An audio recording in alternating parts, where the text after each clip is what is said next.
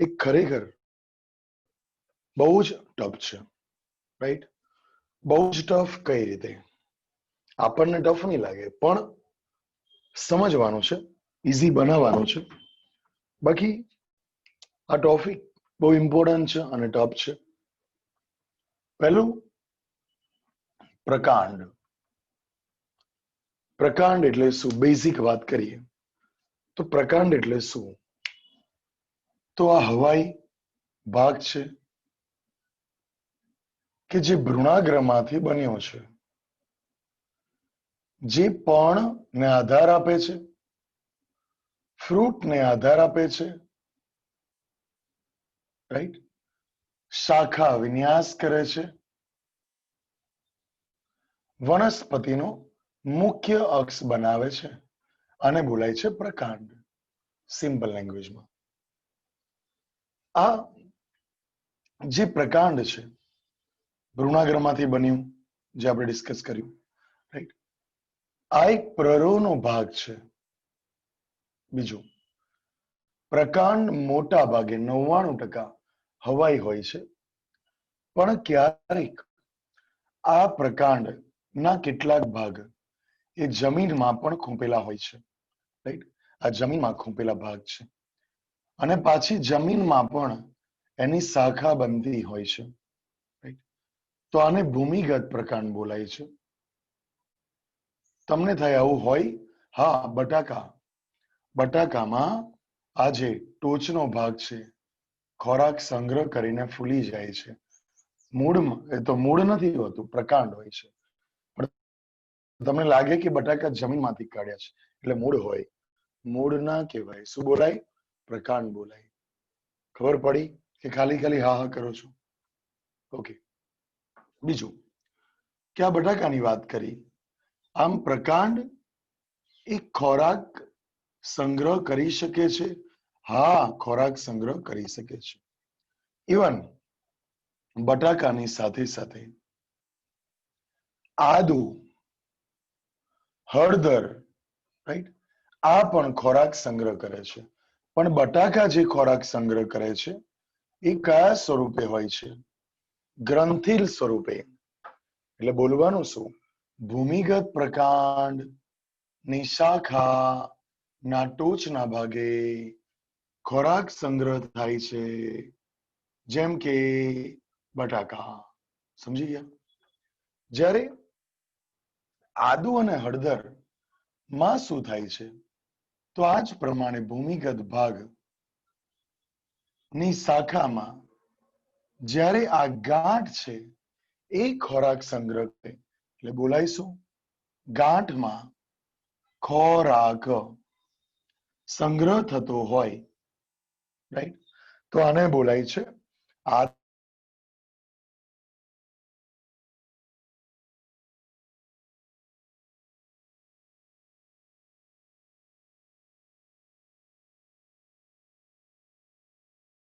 પ્રકાંડ જ પણ બોલાય ગાંઠા મૂડી. એનું બીજું નામ છે રાઇઝોમ. શું નામ છે? રાઇઝોમ. યાદ રાખજો, રાઈટ? શું બોલાય? રાઇઝોમ. બીજું સુરણ છે. આ સુરણમાં પણ આ જ પ્રમાણે ખોરાકનો સંગ્રહ થાય છે, જે પ્રકાંડમાં હોય છે. પણ આ સુરણમાં શું છે? સાંભળજો, જોજો, અહીંયા ધ્યાનથી જુઓ. સુરણમાં આ બે ગાંઠ તો ખોરાકનો સંગ્રહ કરે જ છે, પણ સાથે સાથે આજુબાજુનો વિસ્તાર, એટલે કે બે ગાંઠ વચ્ચેનો વિસ્તાર, જેને બોલાય છે આંતરગાંઠ. આ આંતરગાંઠ પણ ખોરાકનો સંગ્રહ કરે છે. આંતરગાંઠ પણ ખોરાકનો સંગ્રહ કરે છે. આમ સુરણ મોટું કે આદુ મોટું? સુરણ. સુરણ. કેમ કે બે ગાંઠનો વિસ્તાર કવર કરે છે. જ્યારે આમાં ખાલી એક જ ગાંઠમાં આદુ બન્યું, એક જ ગાંઠમાં હળદર બની. સમજી ગયા? હિરલ પૂછે છે સક્કરિયામાં આવું જ થાય? બકા સક્કરિયા એ આમાં ના આવે. કેમ ના આવે? મૂળમાં આવે. યાદ કરો, સક્કરિયા, સતાવરી, ડહાલિયા, ગાજર, આ બધું મૂળમાં આવે. આ વાત પ્રકાંડની છે. સમજી ગયા હિરલ? ઓકે, ક્વેરી હોય તો પૂછી લેવાનું. હું અહીં કામ કરતો હોય ને તમે કઈ ક્વેરી લખો એ ના ચાલે, મને દેખાય જ નહીં. બરાબર? યસ, અસ્થાનિક દ્વારા. ચલો હવે જોજો અહીંયા. તો બટાકા. બીજું, આ બટાકા માટે છોડ નાખવું પડે ખેતરમાં? ના. બટાકા એકલા નાખો ને તો 1 માંથી 10 છોડ બની જાય. કઈ રીતે? તો આ બટાકા છે એની ઉપર જે તમને આ રચના જોવા મળે છે એ રચનાને બોલાય છે આંખ. આંખ, આ આંખ દ્વારા, જો આ આંખ જેવી રચના છે, આ આંખ જેવી રચના છે, એમાં આને કલિકા બોલાય છે.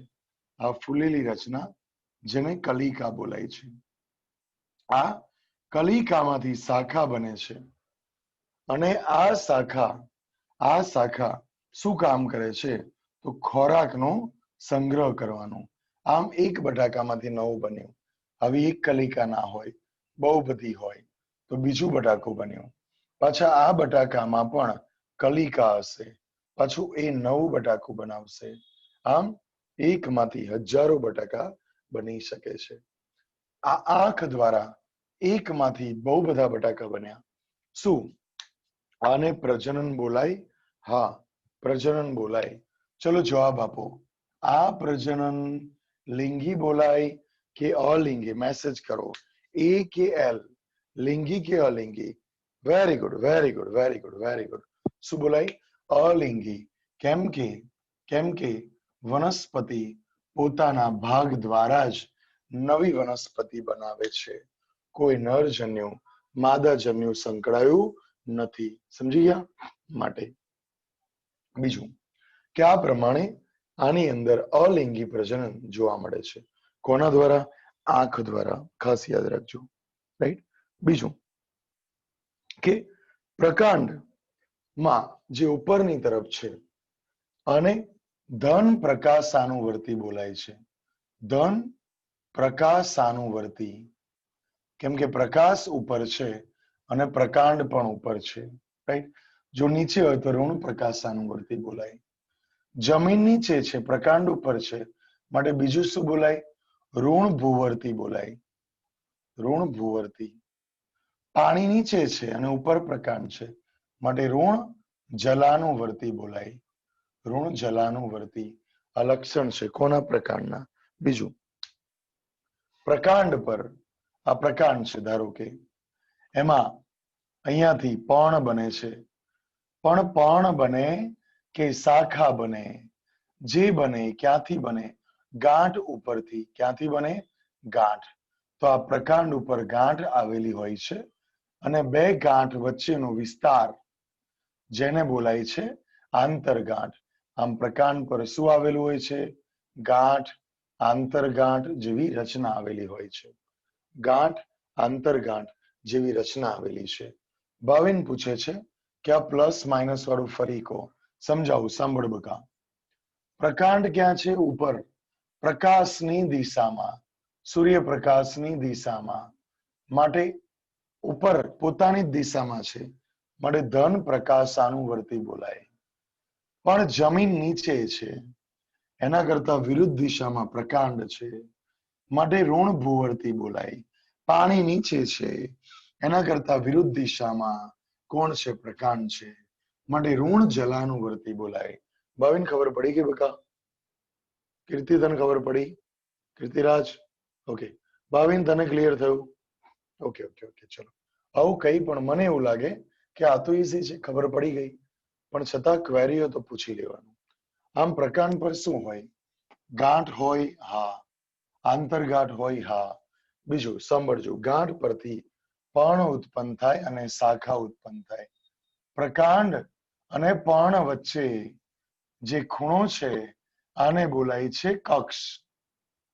અને શું બોલાય છે? કક્ષ. અને એમાં આવેલી રચના જે કાંટો બનાવે કાં તો શાખા બનાવે, રાઈટ, એને બોલાય છે કક્ષ કલિકા. શું બોલાય છે? કક્ષ કલિકા. ભાર આપો. આ રચના કક્ષ કલિકા યાદ રાખો. આમ પ્રકાંડ અને પણ વચ્ચે નો ખૂણો છે જેને કક્ષ બોલાય છે. ખૂણો. સાંભળો ફરી બોલું છું. રાચી. શું બોલું? સાંભળો, ફરી બોલું છું. પ્રકાંડ અને પર્ણ વચ્ચેનો ખૂણો છે ને, ખૂણો, આ એંગલ, જેટલા એંગલ છે આ બધાને બોલાઈશું કક્ષ. પણ એની અંદર કોષોનો જથ્થો છે, એક મગ દાળ જેવી રચના છે, રાઈટ? એ કોષોનો જથ્થો, રાઈટ, કે જે અલગ અલગ રચના બનાવે છે. આ જે કોષનો જથ્થો છે એને કક્ષ કલિકા બોલાય છે, કે જે અલગ અલગ રચના બનાવે, એટલે કે પ્રકાંડ બનાવે, કાં તો કંટક બનાવે. સમજી ગયા? તો આ પ્રમાણે કક્ષ કલિકા બોલાય છે. બરાબર? તો આમ યાદ રાખજો. હજી કોઈને ક્વેરી હોય તો બોલવાનું, પણ ખાલી ના પૂછતા પાછા. ચલો હવે આ પ્રકાંડ પરની કલિકા ઉદાહરણ કરે છે. આ કલિકા સાંભળો, જે કલિકા અગ્રીય પણ હોય, અગ્રી એટલે અગ્ર કલિકા પર હોય, અને કક્ષીય પણ હોય. આ બધી કક્ષીય કલિકા બોલાય. અગ્રીય પણ હોય અને કક્ષીય પણ હોય, રાઈટ? બીજું, પ્રકાંડ સામાન્ય રીતે તરુણ હોય, એટલે શરૂઆતમાં જે પ્રકાંડ બને છે ત્યારે કેવું હોય? લીલું. શરૂઆતનું પ્રકાંડ લીલું હોય જ્યારે તરુણ હોય ત્યારે. પણ જ્યારે 10 વર્ષ, 5 વર્ષ, 20 વર્ષ થયા પછી એ કાષ્ઠીય બની જાય છે. તમે જોયું હશે, કાષ્ઠી એટલે લાકડામય, જેમાં લિગ્નિન દ્રવ્ય બહુ બધા જોવા મળે છે. લિગ્નિન દ્રવ્ય જે તમારે યાદ રાખવાનું. તો ઘેરા કથ્થાઈ રંગનું જોવા મળે છે, એ પણ યાદ રાખજો. ઘેરા કથ્થાઈ રંગનું, મેચ્યોર થયા પછી, પરિપક્વ થયા પછી. પ્રકારનું કાર્ય શું છે? પર્ણ, પુષ્પ, ફળ નો પ્રસાર કરવાનો છે. પાણી, ખનિજ દ્રવ્યો, પ્રકાશ સંશ્લેષણ કરતા પદાર્થનું વહન કરે છે. ક્યાંથી વહન કરે? જમીનમાંથી ઉપર સુધી. કેટલાક પ્રકારનું કાર્ય છે ખોરાક સંગ્રહ, જે હમણાં મેં કીધું, રાઈટ? આધાર આપવાનું પણ કાર્ય છે. તમને થાય આધાર એટલે કઈ રીતે? આધાર આરોહણ એટલે કઈ રીતે? તો સાંભળજો. ચોપડીમાં આપ્યું નથી, પણ ખાસ યાદ રાખો. ટ્રિપલ કે, ટ્રિપલ એચ યાદ રાખવાનું નથી. ટ્રિપલ કે એટલે શું બકા? તો યાદ રાખો, કૃષ્ણ કમળ, કોડું અને કારેલી. કૃષ્ણ કમળ, કોડું અને કારેલી. યાદ રાખો, કૃષ્ણ કમળ, કોડું અને કારેલી. આ 3 વનસ્પતિ એવી છે કે જેની પ્રકાંડમાંથી એવી લાંબી પાતળી શાખા નીકળે છે કે જે તાર સાથે ચોંટી જાય છે, કાં તો દિવાલ સાથે ચોંટી જાય છે, અને છેક ધાબા સુધી પહોંચે છે. તો આમાં શું બોલાય? આધાર અને આરોહણ. શું બોલાય? આધાર અને આરોહણ. બોલો, યાદ રહેશે? આપણે કેટલા કાર્યો જોયા? 3 કાર્યો જોયા. પહેલું કાર્ય કયું જોયું? બોલો, ખોરાક સંગ્રહ, રાઈટ? બીજું કાર્ય કયું જોયું? આધાર અને આરોહણ. આના પરથી તમને થાય કે ખોરાકનો સંગ્રહ કરે છે, તો શું આ પ્રકાંડ ખોરાકનું સંશ્લેષણ કરી શકે? હા, કરી શકે. કઈ રીતે? સાંભળજો, બગાસું ના ખાઓ. ખોરાક સંશ્લેષણ કઈ રીતે? તમને થાય પ્રકાંડ થોડું પ્રકાશ સંશ્લેષણ કરે, કેમ કે ખોરાક સંશ્લેષણ નું બીજું નામ પ્રકાશ સંશ્લેષણ. પ્રકાશ સંશ્લેષણનું કાર્ય તો કોનું છે બકા? પર્ણનું છે. તો પ્રકાંડ થોડું કરે, પ્રકાંડ પણ કરે. કેટલીક વનસ્પતિ, જેમ કે ફાફડા થોર, આ ફાફડા થોર નામની વનસ્પતિ જે કયા વિસ્તારમાં રહે છે? તો રણ પ્રદેશમાં રહે છે. રણ પ્રદેશમાં ઓલરેડી પાણી કેવું છે? ઓછું છે. પાણી કેવું છે? ઓછું છે. અને જો આ વનસ્પતિ પર આવા પર્ણ હોય, રાઈટ, તો પાણી ઉત્સ્વેદન કરે. ધ્યાનથી સાંભળો, પાણી ઉત્સ્વેદન કરે, રાઈટ, જેના લીધે તો પાણી નથી અને એમાંય પાણી જતું રહે તો ના ચાલે. માટે આવી વનસ્પતિ પર પર્ણ હોતા જ નથી. પણ હોય છે ના. ફરી બોલી જાઓ, ફાફડા થોર, ફાફડા થોર જેવી વનસ્પતિમાં પર્ણ પર એટલે કે પ્રકાંડ પર પર્ણ જોવા મળતું નથી, જેથી ઉત્સેદન કેવું થાય? ઓછું થાય. નેન્સી ખબર પડી? નેન્સી ઓકે, પર્ણ હોય નહીં માટે ઉત્સેદન ઓછું થાય. આમ શું બેનિફિટ થયો? આમ અહીંયા શું જોવા મળે છે? ખાસ યાદ રાખો, આમ આની અંદર પર્ણ નથી તો તમને થાય ખોરાક કઈ રીતે બને? પર્ણની અંદર હરિત કણ હોય છે જે ખોરાક બનાવવાનું કાર્ય કરે છે, માટે આ પર્ણ જેવું કામ કરે છે, માટે ફાફડા થોરને બોલાય પર્ણ સદ્રશ પ્રકાંડ. શું બોલાય? પર્ણ સદ્રશ પ્રકાંડ, એટલે પર્ણ જેવું કામ કરતું પ્રકાંડ. શું બોલાય? પર્ણ જેવું કામ કરતું પ્રકાંડ. સમજી ગયા? બરાબર. તો તમારી બુકમાં જસ્ટ એટલું લખેલું છે કે પ્રકાંડના રૂપાંતરણો ભાર આપો 4 માર્કમાં. પ્રકાંડના રૂપાંતરણો 4 માર્કમાં. બહુ જ ઇમ્પોર્ટન્ટ, આખા ચેપ્ટરની સૌથી ટફ શોર્ટ નોટ, સૌથી ટફ. બરાબર. તો પહેલું શું છે? સદ્રશ એટલે એના જેવું. પર્ણ સદ્રશ પ્રકાંડ એટલે શું બોલાય? પર્ણ જેવું પ્રકાંડ. રાઈટ? સમજી ગયા? યાર સમજ પડી ને? પર્ણ જેવું પ્રકાંડ, એમ પર્ણ જેવું કાર્ય કરતું પ્રકાંડ. પર્ણ નથી. રાઈટ? કોક છોકરો સચિન તેંડુલકર જેવો હોય તો સચિન સદ્રશ રાહુલ, રાહુલ નામનો છોકરો સચિન જેવો લાગે છે તો શું બોલાય? સચિન સદ્રશ રાહુલ, સચિન જેવો રાહુલ. સચિન નથી. સમજી ગયા? અલા ખબર પડી ને?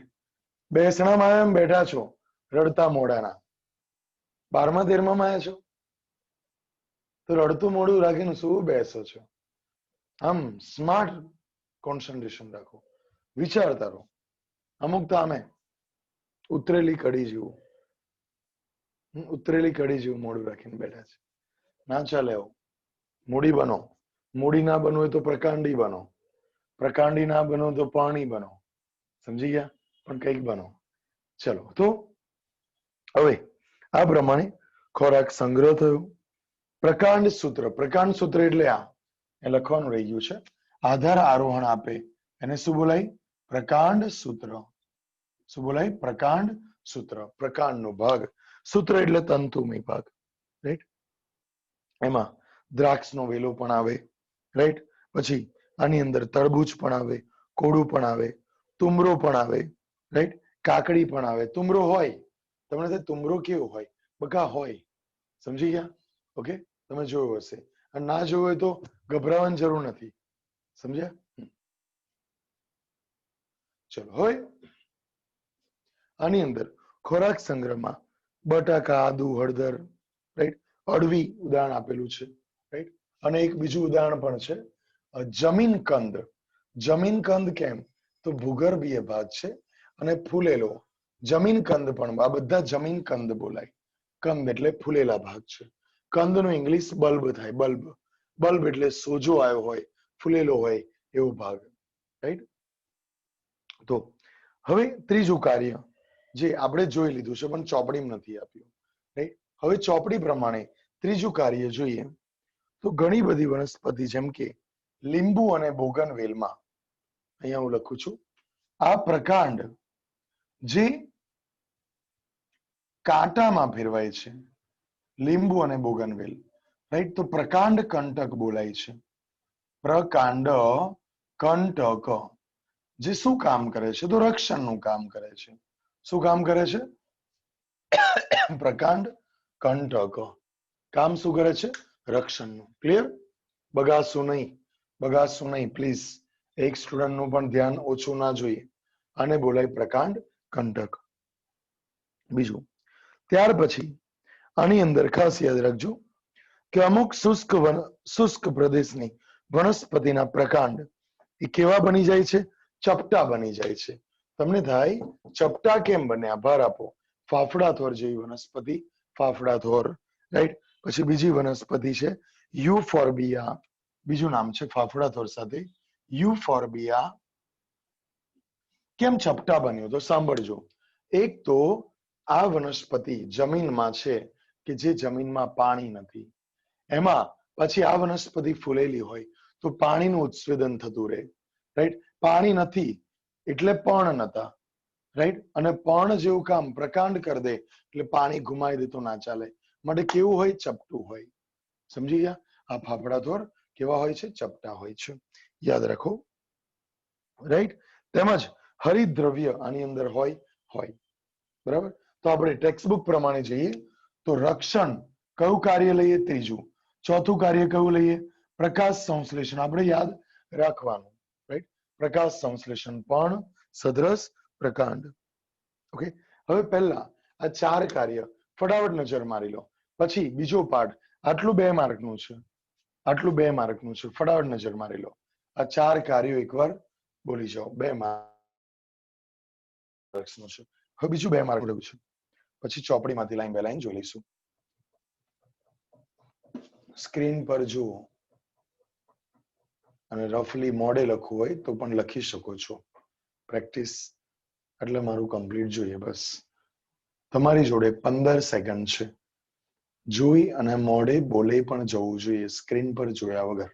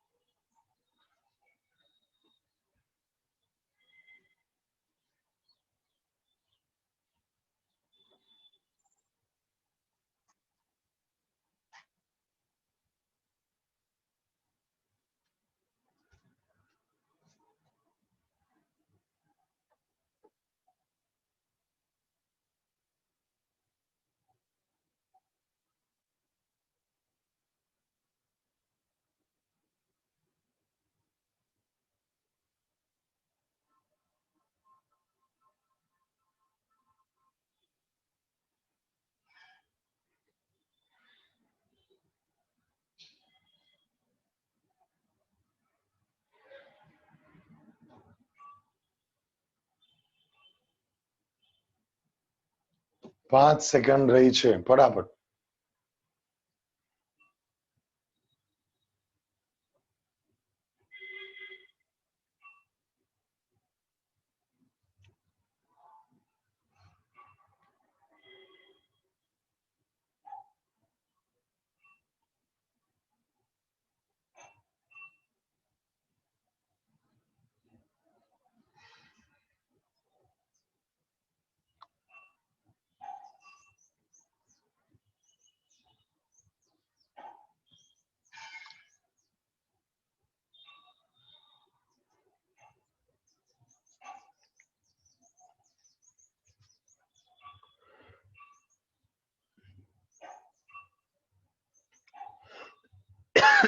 ચલો થઈ ગયું. હવે પ્લીઝ બહાર આપજો બકા, પ્લીઝ. હવે 1 2 3 4 4 કાર્યો આપણે જોઈ લીધા છે. આ ઉપરનું જે બધું હતું એ બધું શું હતું? તો પ્રકાંડ વિશે ઇન્ટ્રોડક્શન હતું. હવે બીજા 4 કાર્યો રહ્યા છે. બીજું 2 માર્કનું રહ્યું છે. એને સ્ટડી કરતા પહેલા હું ખાલી ઇંક ભરી દઉં છું. હું ઇંક ભરી દઉં એટલે તમને ક્લિયર દેખાય, ડાર્ક દેખાય. ત્યાં સુધીમાં મોઢે બોલી જાવ 4 કાર્યો.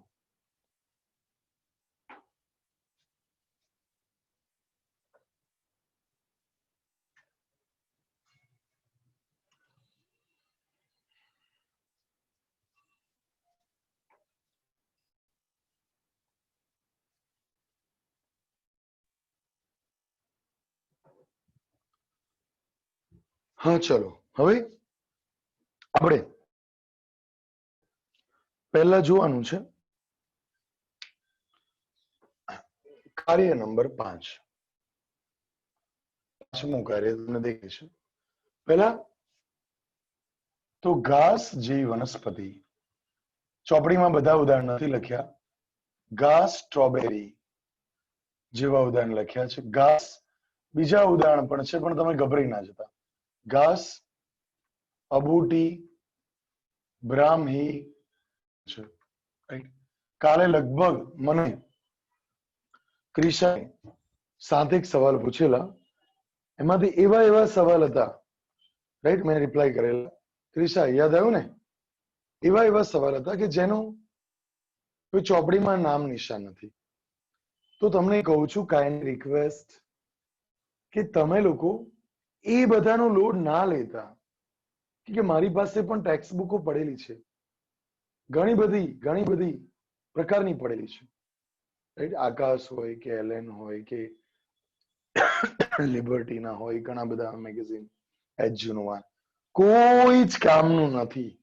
એવું નથી આ વખતે પેપર, દર વખતે ક્વેશ્ચન પેપર સેટ આ રીતના જ એનસીઆરટી બેઝડ ના જ હોય છે. ખોટો ટાઈમ પાસ ના કરશો, ખોટો ટાઈમ ના બગાડશો બકા, સમજ્યા? આની એક એક લાઈન પાવરફુલ કરો, આનું તો પાવરફુલ, રાઈટ? એ કરો, પછી તમે એક્સ્ટ્રા ટચ કરવું હોય તો કરો, બાકી એની કોઈ રિક્વાયરમેન્ટ નથી. ખોટું બર્ડન ના લેશો, લોડ ના લેશો. કેમ આ ચેપ્ટરમાં કેટલા ઉદાહરણ જોયા?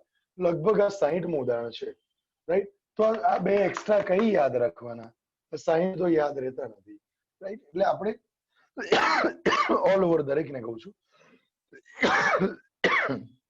કે ટેક્સ્ટ બુક બેઝ નું જજો તો બેટર રહેશે.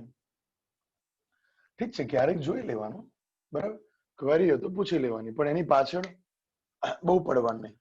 ચલો, અવાજ આવે છે? આવે છે ને અવાજ?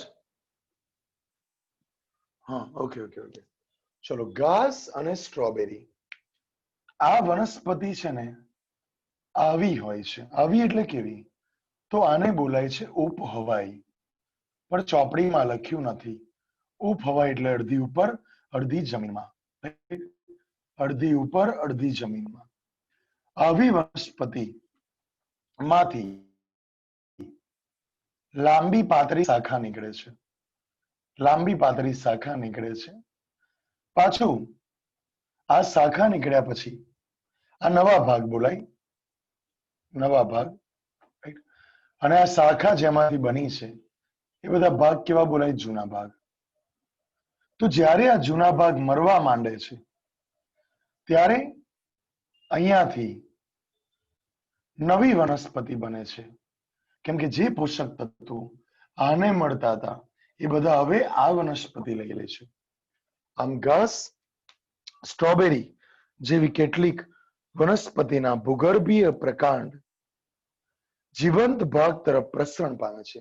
જીવંત ભાગ એટલે જે એનો ભાગ છે, જે આ વનસ્પતિનો જીવંત ભાગ છે, જેમ કે અગ્રીય વર્ધનશીલ પેશી જે સતત કોષ વિભાજન કરે છે, એ બાજુ આગળ વધે છે, રાઈટ?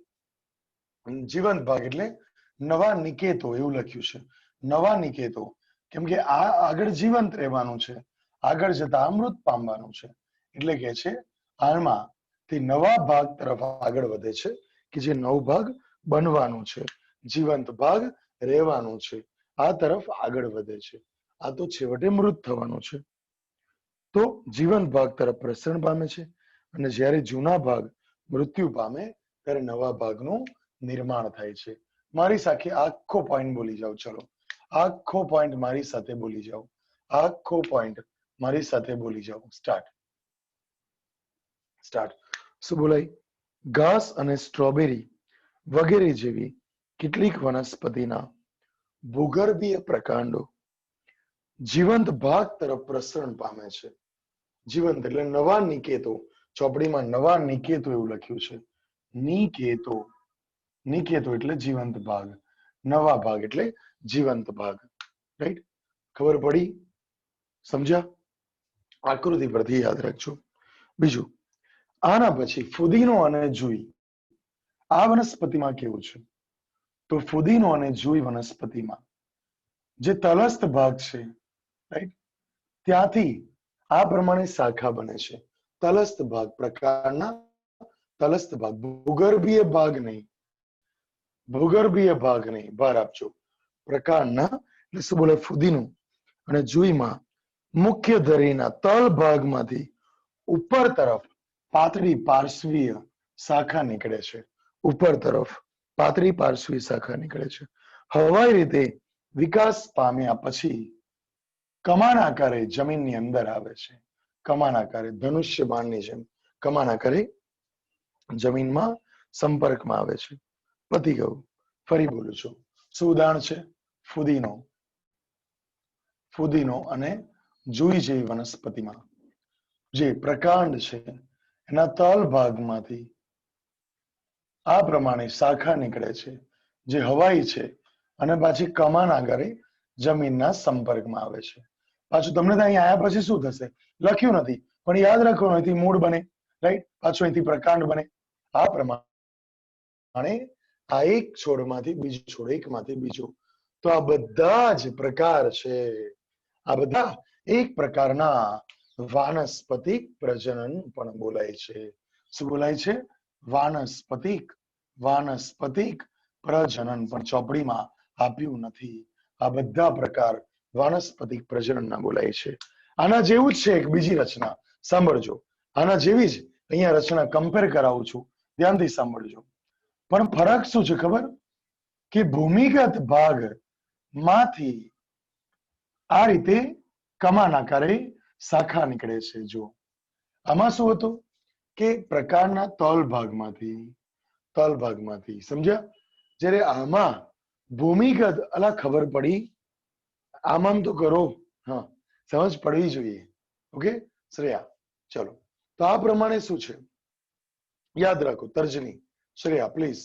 આ પ્રમાણે શું થશે ઉષા? કે આ પ્રકાંડ છે એના ભૂમિગત ભાગમાંથી, રાઈટ, શું થશે? પાર્શ્વીય શાખા નીકળશે. ઓકે, એટલે શું બોલાય? તો કેળા, અનાનસ અને ગુલદાઉદીમાં મુખ્ય પ્રકારના તલ પ્રદેશ. અહીંયા તલ હતું, પણ અહીંયા તલ કેવો? તો ભૂગર્ભીય તલ બોલાય છે. એમાંથી પાર્શ્વીય શાખા ઉદ્ભવે છે. આગળ જમીનની નીચે આડી વિકાસ પામે છે. આડી ત્યારબાદ ત્રાંસી થાય છે અને પાછી જમીનમાં આવે છે, રાઈટ? અને ત્રાંસી થઈ ઉપર તરફ બહાર આવીને પછી ચોપડીમાં લખ્યું નથી, પણ ખરેખર જમીનના સંપર્કમાં આવે છે. ચોપડીમાં આટલું જ લખ્યું છે કે બહાર આવે છે, એટલે અંદર વિકાસ પામે છે પછી પાછી બહાર આવે છે, રાઈટ? પણ એ ખરેખર અંદરની બાજુ એ પ્રસરણ થશે. પણ આ જે રેડ રંગમાં હું દોરું છું એના વિશે ચોપડીમાં આપ્યું નથી. એટલે કેળા, ગુલદાઉદી જેવી વનસ્પતિમાં પ્રકાંડના તલ ભાગમાંથી શાખા ઉદ્ભવે છે કે જે ભૂગર્ભીય છે, જે સીધી વિકાસ પામે છે પછી ત્રાસી જાય છે, રાઈટ? અને અહીંયા પર્ણ બનાવે છે, એટલે આનું નામ આપ્યું છે પર્ણ પ્રરોહમાં ફેરવાય છે. એટલે આગળ જતા પર્ણ જેવી રચના બનાવે છે અને બોલાય પર્ણ પ્રરોહમાં ફેરવાય છે, રાઈટ? ઉદાહરણ કોણ છે? કેળા, ગુલદાઉદી, રાઈટ? કેળા, ગુલદાઉદી અને અનાનસ. અનાનસ આના એક્ઝામ્પલ છે. કેળા, ગુલદાઉદી અને અનાનસ આના 3 એક્ઝામ્પલ છે. ઓકે, હવે લાસ્ટ 1 2 3 1 2 3 પત્યા પછી લાસ્ટ યાદ રાખજો. આ જમીનની વાત હતી, રાઈટ? કે ભાઈ જમીનમાં આ રીતની રચના જોવા મળે છે. હવે છેલ્લો પોઈન્ટ, પાણીમાં. આ પાણી છે, સાંભળજો, તળાવ છે અને આ માં પણ પ્રકાંડ અડધું પાણીમાં અડધું ઉપર છે. તો આ પાણીમાં જે પ્રકાંડ છે એમાંથી જાડી શાખા નીકળે છે.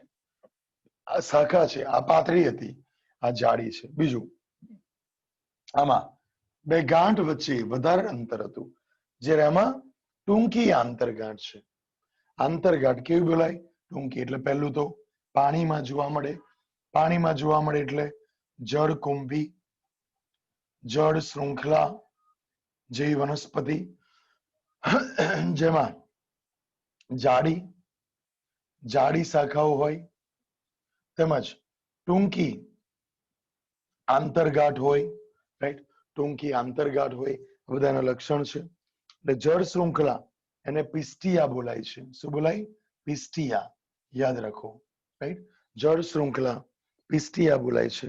અને જળ કુંભી એને મેં પહેલા પણ કીધેલું આઇકોર્નિયા બોલાય છે. કોર્નિયા. તો જળ શૃંખલા અને જળકુંભી જેવી વનસ્પતિમાં ટૂંકી આંતરગાંઠ ધરાવતા પાર્શ્વ શાખા ઉત્પન્ન થાય છે. કેવી શાખા? પાર્શ્વ એટલે બંને બાજુથી આ શાખા ઉત્પન્ન થઈ શકે. પાર્શ્વ શાખા. ઘણીવાર બેની જગ્યાએ એક શાખા પણ ઉત્પન્ન થાય, પણ સાઈડમાં ઉત્પન્ન થાય ને તો એને પાર્શ્વ બોલાય.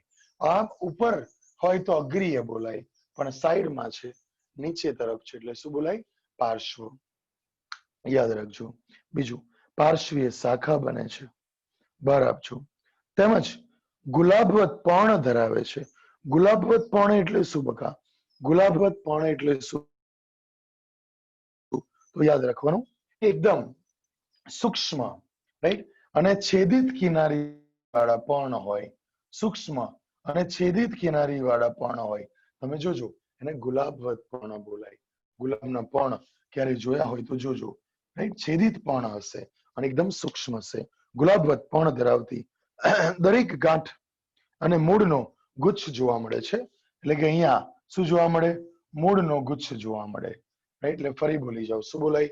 જળ શૃંખલા અને જળકુંભી જેવી જલીય વનસ્પતિની અંદર પાણીમાં રહેલા ભાગમાંથી પાર્શ્વીય શાખા ઉત્પન્ન થાય છે, જે જાડી શાખા છે, ટૂંકી આંતરગાંઠ ધરાવે છે, ગુલાબવત પર્ણ ધરાવે છે, રાઈટ, તેમજ મૂળનો ગુચ્છ ધરાવે છે. પતી ગયું. સમજી ગયા? તમને થાય કે આ શું કામ કરે? બકા, આ પણ આગળ જતા જે મૂળનો ગુચ્છ બનાવશે અને ફરીથી નવું પ્રકાંડ બનાવે. રાઈટ, આને પણ વાનસ્પતિક પ્રજનન બોલાય. સમજી ગયા? આને પણ વાનસ્પતિક પ્રજનન બોલાય છે. ઓકે, યાદ રાખજો. હવે તમને તમારી ચોપડીમાં આપ્યું નથી, પણ આના અલગ અલગ નામ તમને આપી દઉં છું. રાઈટ, અલગ અલગ નામ તમને આપી દઉં છું કે આને શું બોલાય, આને શું બોલાય. પણ તમે ગભરાશો નહીં, ના યાદ રહે તો વાંધો નહીં. રાઈટ, પહેલા તો આ રચના છે, આનું નામ છે વિરોહ. વિરોહ. રાઈટ, આનું નામ છે ભૂસ્તારી. આનું નામ છે ભૂસ્તારી. યાદ રાખજો. રાઈટ, આનું નામ છે ભૂસ્તારિકા. ભૂસ્તારિકા. રાઈટ, યાદ રાખજો. આનું નામ છે અધોભૂસ્તારી. અધોભૂસ્તારી. એટલે તમારે ક્રમમાં યાદ રાખવાનું. ભૂસ્તારી, અધોભૂસ્તારી, રાઈટ, ભૂસ્તારિકા અને વિરોહ. Okay, clear? પણ ગભરાશો નહીં. આ બધું ના યાદ રહે તો કઈ એક્ઝામમાં નહીં આવે. મગજમાં ક્યાંક પડેલું હોય તો યાદ રાખજો. ઓકે, હવે આપણે આખી શોર્ટ નોટમાં આવ્યું છે, ખબર પડી બકા? 100%. ઓકે, ચલો હવે આખું એકવાર નજર મારી લો, સ્ક્રીનશોટ લઈ લો ફટાફટ. સ્ક્રીનશોટ લઈને આખું ફોટો જોઈને બોલી જાઓ, પછી આપણે ચોપડીમાંથી લાઈન બાય લાઈન કમ્પ્લીટ કરીએ. નવા નિકેતો એટલે જીવંત ભાગ. આ કે છે ને, નવા નિકેતો એટલે જીવંત ભાગ. હમણાં આવશે ત્યારે ચોપડીમાંથી ફરી વાંચું છું. ઓકે, ચલો સ્ક્રીનશોટ લઈને વાંચી લો.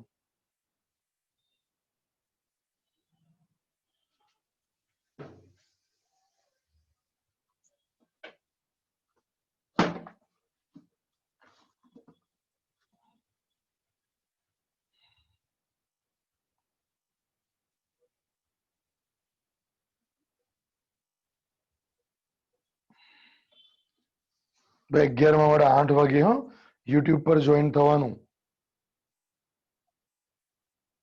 રોજ રોજ નહીં કહું, કાલની જેમ અડધો કલાકનું કામ. બરાબર?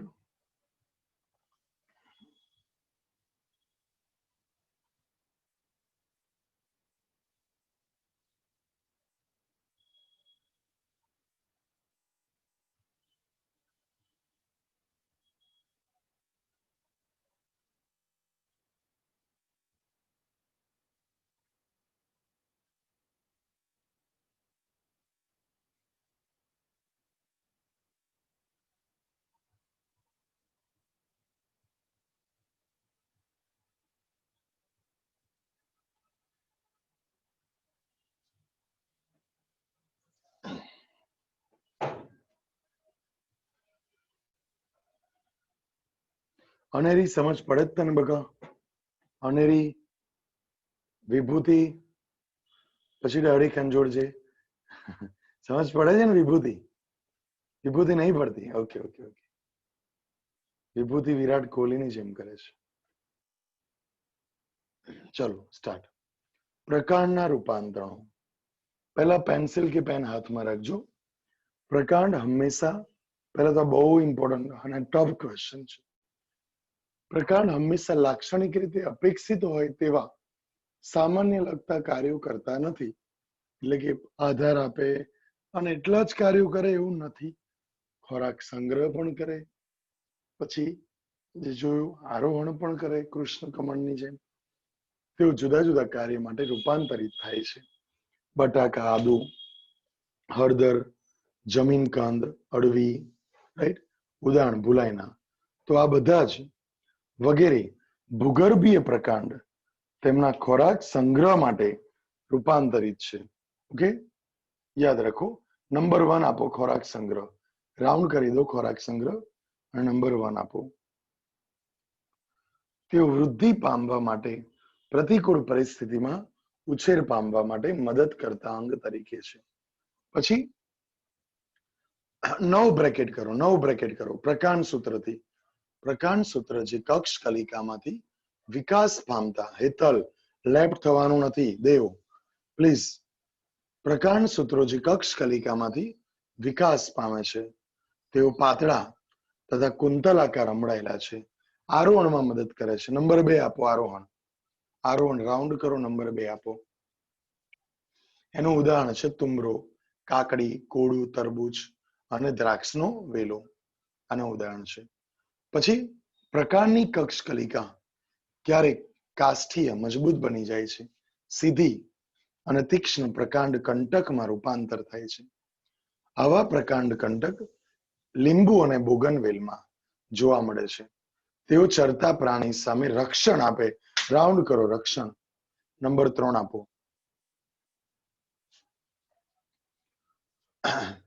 પછી શુષ્ક પ્રદેશની કેટલીક વનસ્પતિના પ્રકાંડ ચપટા બની જાય છે. ઉપર લખો ઉત્સ્વેદન ઘટાડે. ચપટા બન્યાની ઉપર લખો ઉત્સ્વેદન ઘટાડે. ચપટા બની જાય છે. માંસલ નળાકાર રચનામાં રૂપાંતરિત થાય છે. તેઓ હરિત દ્રવ્ય, બીજું તેઓ હરિત દ્રવ્ય, પછીનું પેજ જોઈએ. તેઓ હરિત દ્રવ્ય ધરાવે છે અને પ્રકાશ સંશ્લેષણ કરે. નંબર 4 આપો. પ્રકાશ સંશ્લેષણ કરે. હવે આટલું 2 માર્કનું પત્યું, બરાબર? 2 માર્કનું પત્યું. હવે 9 બ્રેકેટ કરો. હવે આંખ ફાડજો. આ હાર્ડ છે. વ્યૂમાં કેમ લેફ્ટ થઈ ગઈ? ચલો આંખ ફાડજો. ઘાસ અને સ્ટ્રોબેરી. 6 વાગે જોઈન થવાનું છે પ્લીઝ. ઘાસ અને સ્ટ્રોબેરી વગેરે જેવી કેટલીક વનસ્પતિના ભૂગર્ભીય પ્રકાંડ નવા નિકેતો અથવા જીવંત ભાગ તરફ પ્રસરણ પામે છે. અહીંયા જુઓ, ઘાસ અને સ્ટ્રોબેરી જેવી વનસ્પતિમાં નવા નિકેતો તરફ કાં તો જીવંત ભાગ તરફ આગળ વધે છે. એનો અર્થ શું થયો? અહીંયા લખ્યું છે પ્રમાણે અહીંયાથી એવી શાખા બની જે આ ભાગ તરફ આગળ વધે છે. આ ભાગ તરફ આગળ એટલે જીવંત ભાગ તરફ આગળ વધે છે. આવું બોલાય. જીવંત ભાગ એટલે નવા નિકેતો તરફ આગળ વધે છે. કશું ટફ નથી બકા. ઓકે, ફરી લાઈન સમજો, ઈઝી લાગશે. ઘાસ અને સ્ટ્રોબેરી જેવી વનસ્પતિના ભૂગર્ભીય પ્રકાંડ નવા ભાગ તરફ પ્રસરણ પામે છે. જૂના ભાગ મૃત્યુ પામે ત્યારે નવા ભાગનું નિર્માણ થાય. સમજી ગયા? ઓકે, 9 બ્રેકેટ કરો. આમાં ઘાસ સ્ટ્રોબેરી એની ત્યાં નીચે લખી દો 5, નંબર 5. પછી ફુદીનો અને જુઈ 9 બ્રેકેટ કરો, ત્યાં નંબર 6 લખો. છઠ્ઠો પોઈન્ટ એટલે ફુદીનો અને જુઈ વાળો. ફુદીનો અને જુઈ જેવી વનસ્પતિમાં મુખ્ય ધરીના તલ ભાગમાંથી ઉપર તરફ પાતળી પાર્શ્વીય શાખા વિકસે છે અને હવાઈ રીતે વિકાસ પામ્યા બાદ થોડા સમય માટે કમાન આકારે નીચે તરફ વળી જમીનના સંપર્કમાં આવે છે. સમજી ગયા? જળ શૃંખલા અને જળ કુંભી જેવી જલીય વનસ્પતિમાં જળ શૃંખલા, નવ બ્રેકેટ કરો, નંબર 5 સોરી 7 આપો. ફુદીના જુઈ વાળું ખબર પડી? ફુદીના જુઈ ફરી વાંચો. વનસ્પતિમાં મુખ્ય ધરીના તલ ભાગમાંથી ઉપર તરફ પાતળી પાર્શ્વીય શાખા વિકસે છે અને હવાઈ રીતે વિકાસ પામ્યા પછી કમાન આકારે નીચે આવે છે. જો અહીંયા રાઈટ, કમાન આકારે પછી નીચે આવે છે. તલ ભાગમાંથી, આમાંય તલ છે પણ ભૂગર્ભીય ભાગમાંથી તલ ભાગ, અને એ પાછું રિટર્ન આવે છે એવું લખ્યું નથી, એ પાછું ઉપર જાય છે. પર્ણ પ્રરોમાં રૂપાંતર થાય. પર્ણ એ પ્રરોનો ભાગ છે, માટે પર્ણ પ્રરો બોલ્યા છે.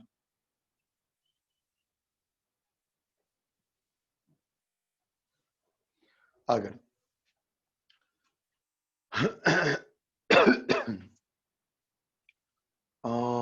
જળ શૃંખલા અને જળકુંભી જે જલીય વનસ્પતિમાં ટૂંકી આંતરગાંઠ સહિત પાર્શ્વ શાખા હોય છે રાઈટ, પાણીમાં, અને ગુલાબવત પર્ણ હોય છે અને ધરાવતી દરેક ગાંઠ હોય છે.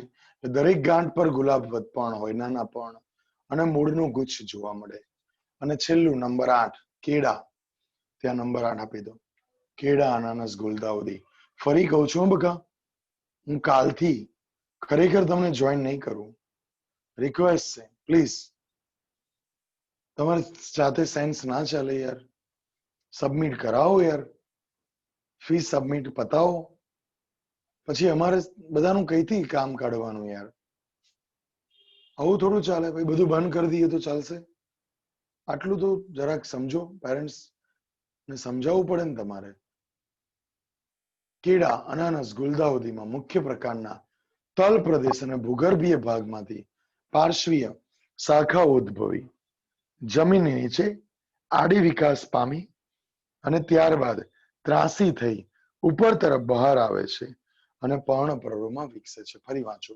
કેળા, અનાનસ અને ગુલદાઉદીમાં મુખ્ય પ્રકારના તલ પ્રદેશ અને ભૂગર્ભીય ભાગમાંથી પાર્શ્વીય શાખા ઉદ્ભવે છે. જમીનની નીચે આડી વિકાસ પામી ત્યારબાદ ત્રાસી થઈ જમીન તરફ બહાર આવે છે અને પર્ણ પ્રરોમાં વિકસે છે. સમજી ગયા? જે અહીંયા આકૃતિમાં આપેલું છે, જોઈ શકો છો. પર્ણ પ્રરોમાં વિકાસ પામે છે. ઓકે, આટલું રાખીએ. ફરી કહું છું બકા, પ્લીઝ સબમિટ યોર